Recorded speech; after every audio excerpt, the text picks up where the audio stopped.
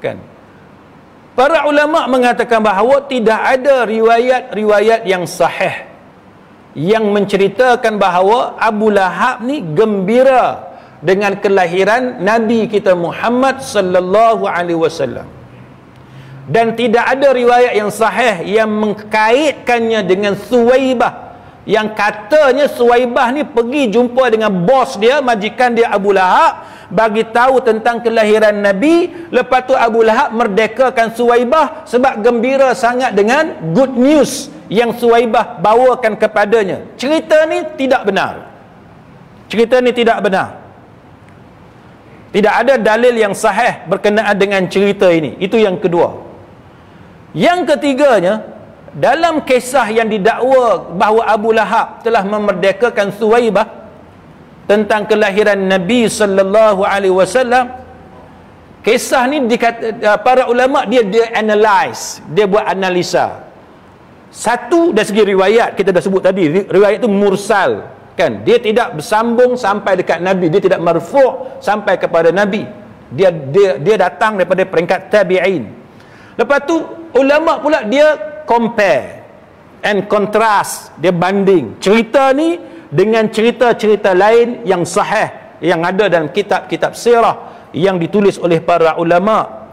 Bila mereka compare, mereka buat perbandingan, mereka dapati bahawa cerita Abu Lahab ni dia kontradik, ada discrepancies, bertentangan dengan riwayat yang ada dalam kitab-kitab sirah tentang Abu Lahab memerdekakan Suwaibah sebelum Rasulullah sallallahu alaihi wasallam hijrah ke Madinah.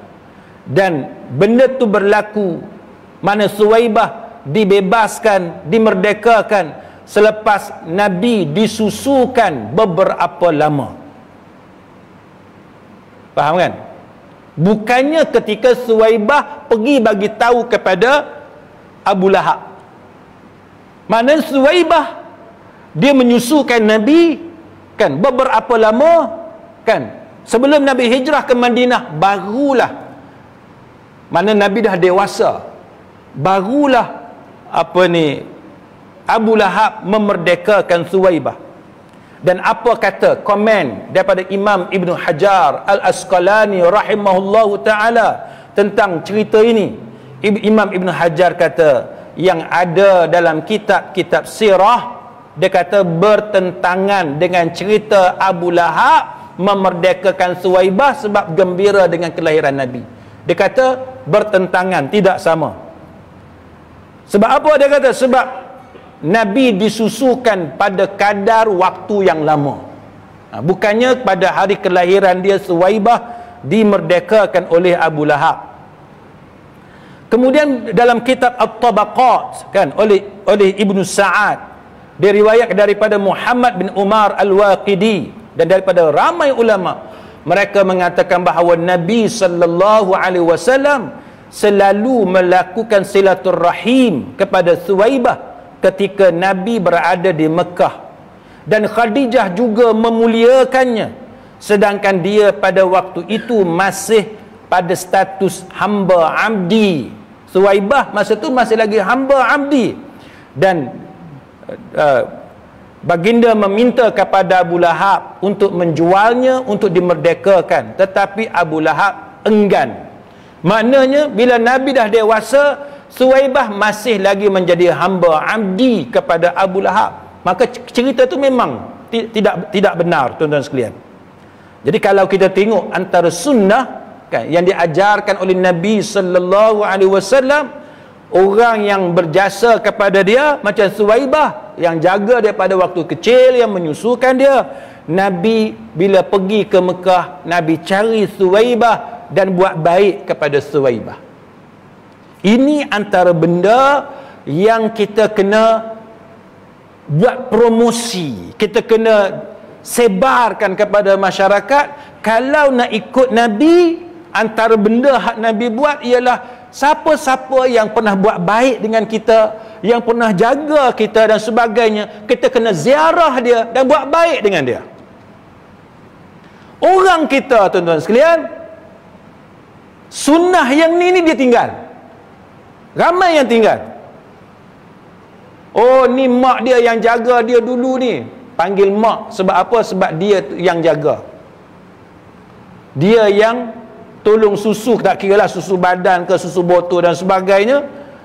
Tapi orang kita sekarang ni, dia tak ada lagi kata bila balik ke tempat dulu masa anak kita kecil, dia bawa pergi dekat jumpa pengasuh, buat baik dengan pengasuh, jalinkan silaturrahim ataupun ukhuwah kan, dengan orang yang duk jaga anak kita masa kecil-kecil dulu.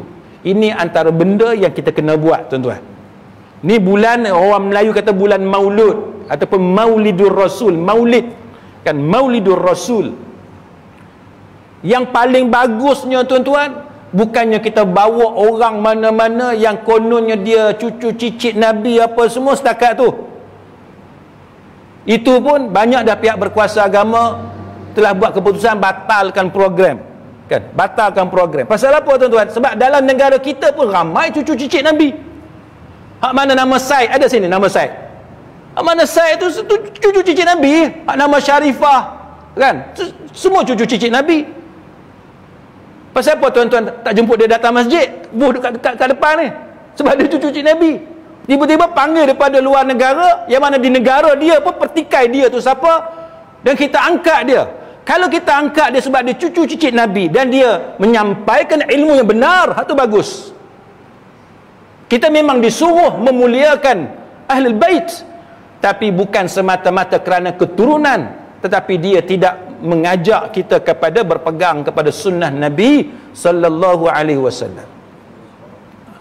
Baik.